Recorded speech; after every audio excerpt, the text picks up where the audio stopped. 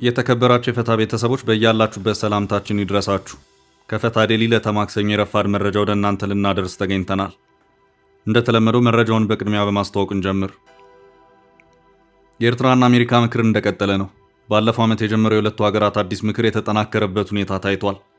በአሜሪካ ከመገለል አልፎ በዲፕሎማሲ ጫናና በማዕቀቦች ውስጥ የነበረችው ኤርትራ በፕሬዝዳንት ትራምፕ ዘመን አንድ የሆነ የግንኙነት ለውጥ ለማምጣት እየተጣጣረች ሆኖ ይታያል። ከኢትዮጵያ ጋር የታየው መካረርም አንዱ ምክንያት ይሆናል እየተባለም ነው። ጥንቅራችን ከያዛቸው መረጃዎች መካከል ነው። ከኤርትራ በኩል በአሰብ ጉዳይ ለወረራ ተዘጋጅቷል በሚል ተከታታይ ክሶች እየተሰማ ባለበት ከመንግስት በኩል ምላሽ ተሰጥቷል። የውጭ ጉዳይ ሚኒስትር ቃል አቀባይ ነብዩ ተድላ በጉዳዩ ላይ ጥብቅ ማሳሰቢያ ሰጥተዋል። መረጃውን እናደርሳለን። ባለፈው ሳምንት የኡጋንዳ ፕሬዝዳንት ዩዌሪ ሙሴቬኒ ሀገራቸው በህንድ ውቅያኖስ የባህር በር መውጫ እንደሚያስፈልጋት ገልጸው ነበር። ፕሬዝዳንቱ የሀገራቸው ፍላጎት ከኬንያ ጋር ጦርነት ውስጥ ሊያስገባ እንደሚችል አስጠንቅቀው ነበር። ኬንያ ታዲያ ይፋዊ መልስ ሰጥታለች። መነጋገር ሲቻል የጦር ዛቻን ምን አመጣው ነው ያለችው። ከዩጋንዳ የባህር በር አክሰስ መስጠት ስትራቴጂክ ጥቅሜ ነው ስትል ነገሩን አብርደዋለች። መረጃውን ይዘናል። ላለመግባባት መንስኤ የሆኑ ሀገራዊ ልዩነት ጉዳዮችን ወደ ምክክር በማምጣት በምክክር መፍትሄን እንዲያገኙ ለማድረግ ኃላፊነቱ የተሰጠው የኢትዮጵያ ሀገራዊ ምክክር ኮሚሽን የትግራይ ጉዳይ ፈታኝ እንደሆነበት አመልክቷል። በጥንቅራችን ከያዝናቸው መረጃዎች መካከል ነው። በደቡብ አፍሪካ ኢትዮጵያውያን ስደተኞች ላይ ያነጣጠረው ጥቃት አሳሳቢ ሆኖ እንደቀጠለ ነው። በአንድ ሳምንት ጊዜ ውስጥ 5 ኢትዮጵያውያን መገደላቸው ተሰምቷል። ይህንን አሳዛኝ ክስተት በተመለከተ ጥንቅራችን የሚያደርሳችሁ ዕለታዊ መረጃ ይኖራል። በርካታ የውጭ ዜጎች ሐሰተኛ የኢትዮጵያ ፓስፖርት በእጃቸው መግባቱ ተሰምቷል። በቀን ቢያንስ ከ5 በላይ የውጭ ዜጎች ከሐሰተኛ ፓስፖርት ጋር በተያያዘ እንደሚያዙ ተሰምቷል። በጉዳዩ ላይ ኢሚግሬሽን አገልግሎት ማሳሰቢያ ሰጥቷል። ጥንቅራችን ይዞታል። እስከ ፍጻሜ አብራችሁን ቆዩ። የምንለቃቸው ዕለታዊ ትኩስ ዜናዎች እንዲደርሷችሁ ላይክ፣ ሼር፣ ሰብስክራይብ ማድረግ እንዳትረሱ።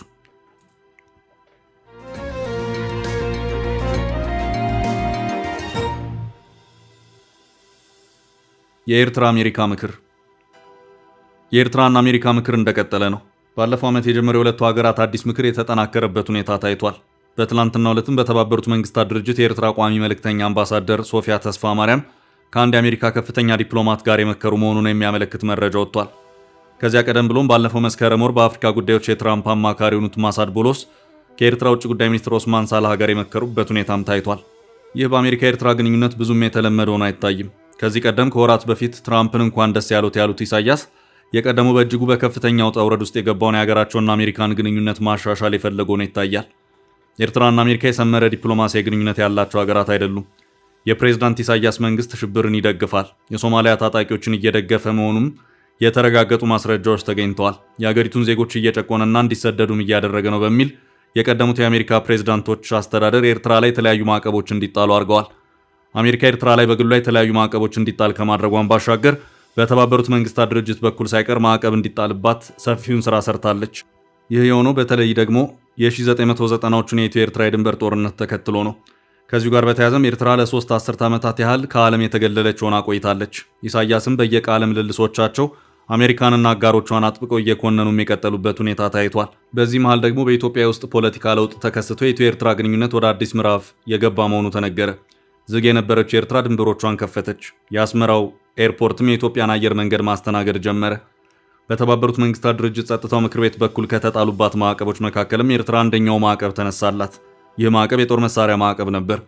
ይህ ማዕቀብ የተጣለው እንደ አውሮፓውያን አቆጣጠር በ2009 የነበረ ሲሆን የተነሳውም ከ9 ዓመታት በኋላ ማለትም 2019 ነበር። በዚህ ወቅትም የአሜሪካ ኤርትራ ግንኙነት ሊሻሻል የሚችልበት ሂደቶች ውስጥ እየገባ ነበር። በዚህ መሃል የትግራይ ጦርነት ፈነዳ። የኤርትራ ወታደሮችም በዚሁ ጦርነት ውስጥ ተሳታፊ ሆነዋል የሚሉ መረጃዎች መውጣት ጀመሩ። እናም በጊዜው የነበረው የባይደን አስተዳደር ኤርትራን አጥብቆ መኮነን ጀመረ። የፋይናንስ ፍሰት ከሚመለከተው ማዕቀብ ጀምሮ ሌሎች የተለያዩ ማዕቀቦች ኤርትራ ላይ መስራት ጀመሩ። የሀገሪቱ ኢኮኖሚም ክፉኛ ደቀቀ። ከዓለም የመነጠሉ ጉዞም ሰፍቶ ቀጠለ። ሂደቶች ቀጥለው ከባህር በርና ወደብ ጋር በተያያዘ አዲስ የኢትዮ ኤርትራ ውጥረት ተከሰተ። በዚህ ወቅትም ኤርትራ በቀደመው ከአሜሪካ ጋር ተጋብቶ የመቀጠሉን አካሄድ የፈለገችው ሆኖ አልታየም። ባይደን በምርጫ ቀሪ የሆነው ትራምፕ ሲተኩ ትራምፕን እንኳን ደስ አሉት ለማለት ኢሳያስ ጊዜ አልፈጀባቸውም። ይህ በአሜሪካ ኤርትራ 3 አስርት ዓመታት ግንኙነት ብዙም የተለመደ ባለመሆኑ በርካቶችን ያነጋገረም ነበር። ትራምፕ ከወራት ቆይታ በኋላ ለኢሳያስ እንኳን ደስ አሉት መልእክት ምላሽን ሰጡ። ምላሹም ቀጣይ የተሻለ የሁለትዮሽ ግንኙነት ይኖራል የሚለውን ያመላከተም ነበር። የኤርትራ ማስታወቂያ ሚኒስቴርም የትራምፕን የደብዳቤ ይዘት ይፋ አደረገ። ከዚያ በኋላም የኤርትራ ባለስልጣናት ኤርትራ ከአሜሪካ ጋር ያላት ግንኙነት እንዲሻሻል ለማድረግ ከቀደሙት ጊዜያት በተለየ ሁኔታ የመሯሯጥ ሁኔታዎች ይታይባቸዋል። ባለፈው መስከረም ላይ በተካሄደው የኒውዮርኩ የተባበሩት መንግስታት ጠቅላላ ጉባኤ ላይ ኤርትራን ወክለው የተገኙት የሀገሪቱ የውጭ ጉዳይ ሚኒስትር ኦስማን ሳላህ በሁለቱ ሀገራት ግንኙነት ባልተለመደ መልኩ ከስብሰባው ጎን ለጎን በአፍሪካ ጉዳዮች የአሜሪካ ከፍተኛ አማካሪ ከሆኑት ማሳድ ቦሎስ ጋር ሲመክሩም ታይተዋል። ከዚያ ቀደም ብሎም በአሜሪካ የኤርትራ ኤምባሲ ከስቴት ዲፓርትመንት ሰዎች ጋር እንደመከሩ መረጃዎች የወጡበት ሁኔታ እንደነበር የሚታወስ ነው። በትላንትናው ዕለት የወጣው አንድ ተጨማሪ መረጃ ደግሞ በተባበሩት መንግስታት ድርጅት የኤርትራ ቋሚ መልእክተኛ የሆኑት አምባሳደር ሶፊያ ተስፋ ማርያም በተባበሩት መንግስታት ድርጅት በአፍሪካ ጉዳዮች የአሜሪካ አማካሪ ከሆኑት ፓትሪሺያ ማሆኒ ጋር የመከሩ መሆኑን ነው። አምባሳደር ሶፊያ በኤክስ ገጻቸው ባጋሩት መረጃቸው ፓትሪሺያ ማሆኒ የመከሩ መሆኑን አመላክተዋል። አሁን ካለው የኢትዮ ኤርትራ ውጥረት ጋር በተያያዘም ኤርትራ የዲፕሎማሲ እንቅስቃሴውን ጠንከር ማድረግ የፈለገች ሆኖ ይታያል።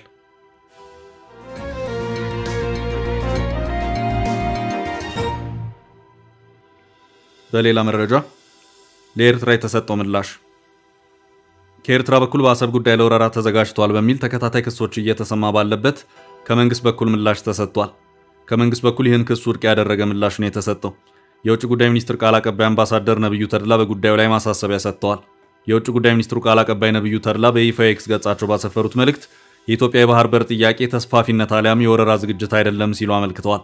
የውጭ ጉዳይ ሚኒስትር ቃል አቀባዩ ይህን ሲያብራሩም ኢትዮጵያ 130 ሚሊዮን የህዝብ ቁጥር ያላት ትልቅ ሀገር መሆኗን ገልጸው የሀገሪቱ ሁሉና የባህር በር መዳረሻ ላይ የተመሰረተ መሆኑን አመልክተዋል።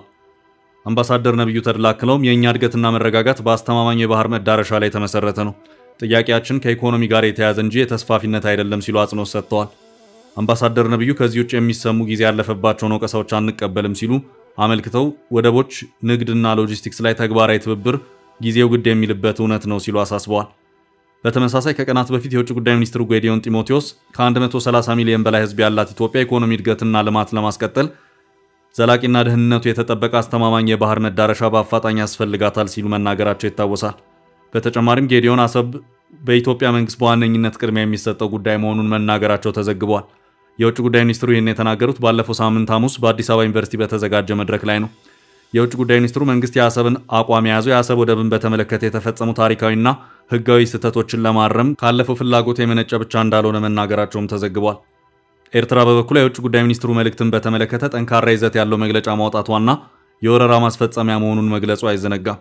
የኤርትራ ማስታወቂያ ሚኒስትር የማነ ገብረ መስቀል በዚሁ መግለጫቸው ብልጽግና ፓርቲ በኢትዮ ኤርትራ ጦርነት ወቅት እንደነበረው በባህር በር ስም የተስፋፊነት የጦርነት አጀንዳ እያራመደ ነው በማለት ከሰው ነበር። የኢትዮጵያ ውጭ ጉዳይ ሚኒስትር ቃል አቀባይ አምባሳደር ነብዩ ተድላ ትላንት ምሽቱን በይፋ ኤክስ ገጻቸው ባሰፈሩት መልእክት የባህር በር ጥያቄ ተስፋፊነት ጉዳይ ነው በሚል የሚቀርቡ አተታዎች ጊዜ ያለፈባቸው ናቸው ሲሉ አጣጥለው የኢትዮጵያ የባህር በር ጉዳይ የህልውና ጉዳይ ነው ሲሉ አጽንኦት ሰጥተዋል።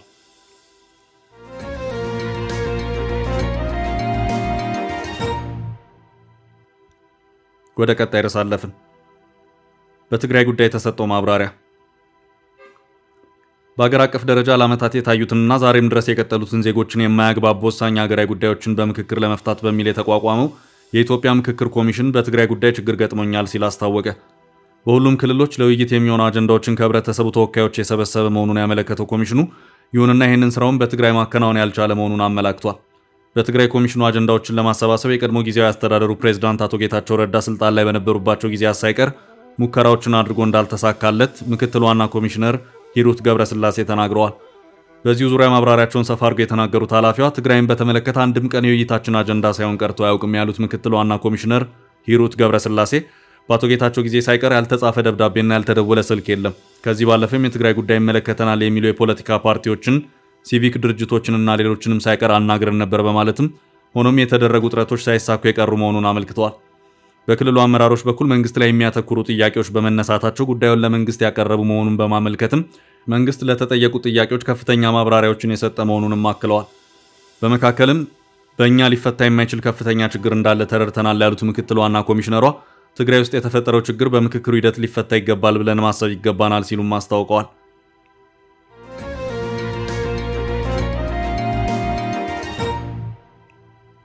ወደ ቀጣይ ርዕስ አለፍን። ኬንያ ለዩጋንዳ የባህር በር ሰጣለሁ አለች።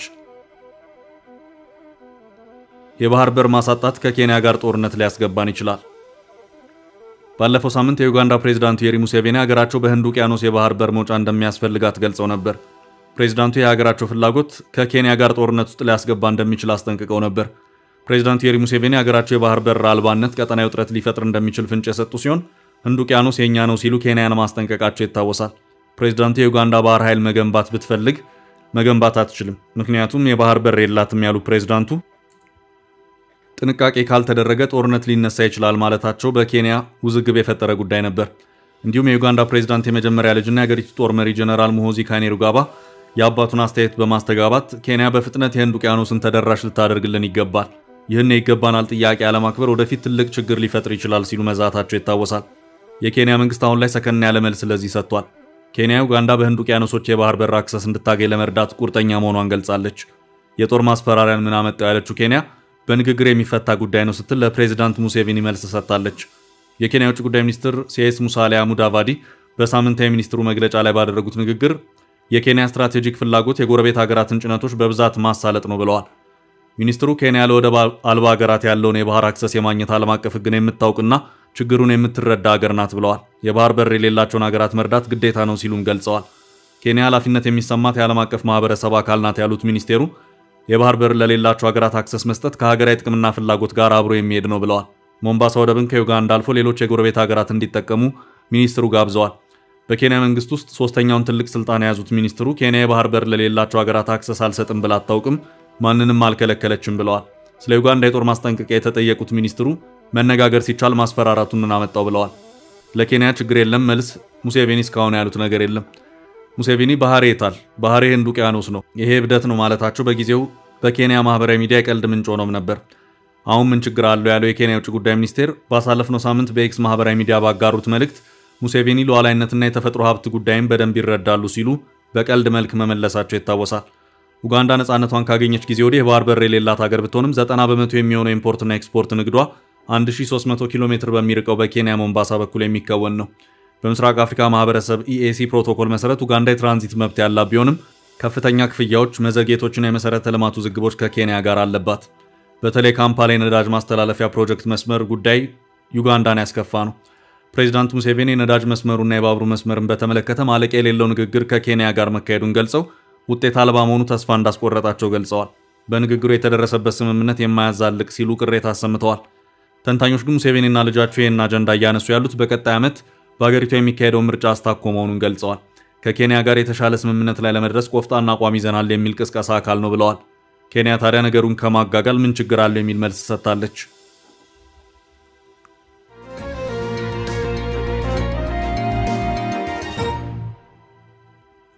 በቀጣይ ርዕሳችን በደቡብ አፍሪካ የቀጠለው የኢትዮጵያውያን ግድያ። በደቡብ አፍሪካ ኢትዮጵያውያን ስደተኞች ላይ ያነጣጠረው ጥቃት አሳሳቢ ሆኖ እንደቀጠለ ነው። በአንድ ሳምንት ጊዜ ውስጥ 5 ኢትዮጵያውያን መገደላቸው ተሰምቷል። ቢያንስ 5 ኢትዮጵያውያን በደቡብ አፍሪካ ባለፈው ሳምንት በታጣቂዎች ተገድለዋል።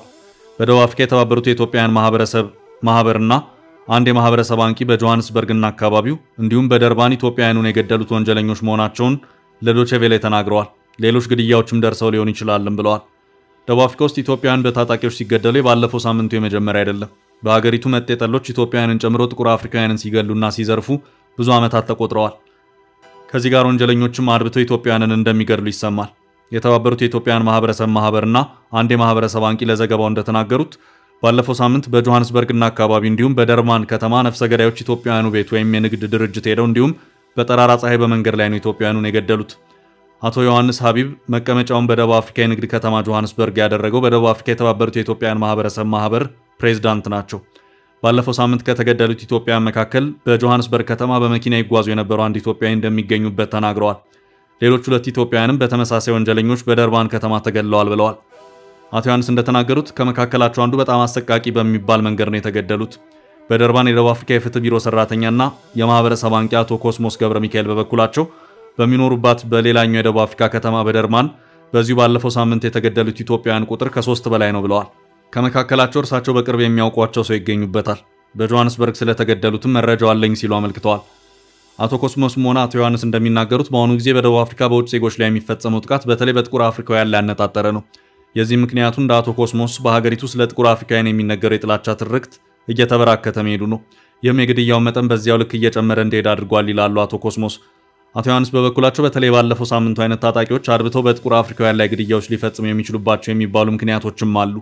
ስለ ባለፈው ሳምንቱ በደቡብ አፍሪካ በኢትዮጵያውያን ላይ ስለደረሰው ግድያ በደቡብ አፍሪካ የኢትዮጵያ ኤምባሲ ያለው ነገር የለም።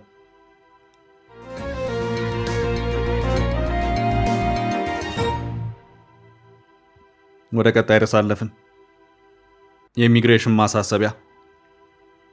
በርካታ የውጭ ዜጎች ሐሰተኛ የኢትዮጵያ ፓስፖርት በእጃቸው መግባቱ ተሰምቷል። በቀን ቢያንስ ከ5 በላይ የውጭ ዜጎች ከሐሰተኛ ፓስፖርት ጋር በተያያዘ እንደሚያዙ ተሰምቷል። በጉዳይ ላይ ኢሚግሬሽን አገልግሎት ማሳሰቢያ ሰጥቷል። በቀን በአማካይ 5 የውጭ ሀገር ዜጎች የሆኑ ግለሰቦች የኢትዮጵያ ፓስፖርት ሲጠቀሙ እንደሚያዙ የኢሚግሬሽንና ዜግነት አገልግሎት ገልጿል። ሐሰተኛ የቪአይፒ መስተንግዶ ሰነድ በማሰራት ወደ ተቋም የሚገቡ ሰዎች እንዳሉ መስሪያ ቤቱ ትላንት በተካሄደ የፓርላማ ቋሚ ኮሚቴ ስብሰባ ላይ አመልክቷል። የኢሚግሬሽንና ዜግነት አገልግሎትን የ3 ወራት የሥራ አፈጻጸም ለመገምገም ትላንት ሰኞ ኅዳር 8 2018 ስብሰባ የጠራው የተወካዮች ምክር ቤት የውጭ ግንኙነትና ሰላም ጉዳዮች ቋሚ ኮሚቴ ነው። ሪፖርቱን በንባብ ያቀረቡት የተቋሙ ዋና ዳይሬክተር ወይዘሮ ሰላማዊት ዳዊት መስሪያ ቤታቸው በሩብ ዓመቱ 545,000 ፓስፖርት ለዜጎች መስጠቱን ገልጸዋል። በዚሁ ጊዜ ውስጥ 860 ኢትዮጵያውያንና የውጭ ዜጎች ሐሰተኛ የጉዞ ሰነድ በማቅረባቸው ተይዘው በሕግ ተጠያቂ እንዲሆኑ መደረጋቸውንም ዋና ዳይሬክተሯ ተናግረዋል። ሐሰተኛ ጉዞ ሰነድ ይዘው የሚገኙ ዜጎች በመስሪያ ቤቱ ስራ ላይ ተጨማሪ ጫና መፍጠራቸውን የጠቆሙ ሰላማዊት ችግሩ በየጊዜው እየጨመረ የመጣ ጉዳይ መሆኑንም አስረድተዋል። በተቋሙ ሪፖርት መሰረት በሩብ ዓመት ውስጥ የተጭበረበረ የጉዞ ሰነድ ሲጠቀሙ የተያዙ የውጭ ሀገር ዜጎች ብዛት 96 ነው። በተቋሙ ያሉ የአገልግሎት አይነቶችና የቁጥጥር ስራዎች ያለ መንገራገጭ እንዲከናወኑ በማድረግና ሐሰተኛና የማይገባቸውን ሰነድ የሚጠቀሙትን የውጭ ዜጎች እየለዩ እርምጃ የመውሰድ ስራ መሰራቱን የተገለጸው። በዚህ መልኩ ወደ ሀገር ውስጥ የገቡ የውጭ ሀገር ዜጎች ወደ መጡበት እንዲመለሱ የማድረግና እርምት የመውሰድ እርምጃዎች እንደተወሰዱም ተመልክቷል። በሌላ በኩል ከ2 ዓመት በፊት የተቋሙ 42 ሰራተኞች በሙስናና ብልሹ አሰራር ተጠርጥረው በፖሊስ ቁጥጥር ስር በዋሉበት ወቅት ህገወጥ ፓስፖርቶችን መስጠት በክስ መልኩ ቀርቦባቸው እንደነበር አይዘነጋም። የመስሪያ ቤቱ ሰራተኞች በዚሁ ጊዜ ኢትዮጵያ ላልሆኑ የውጭ ሀገራት ዜጎች የፓስፖርት የሊሴ ፓሴ አየር ባየር በመሸጥና በማስተላለፍ ተወንጅለው እንደነበር የሚታወስ ነው። ውድ ቤተሰቦቻችን ለዛሬ ያዝንላችሁን ርዕሰ ጉዳዮች እዚህ ላይ ቋጨን። ላይክ፣ ሼር እና ኮሜንት በማድረግ ለቻናላችን ድጋፋችሁን መግለጽ እንዳትዘነጉ እያልን ከሌሎች መረጃዎች ጋር ደግመን እስክንገናኝ ቸር ያሰማን ስንል ተሰናበትን።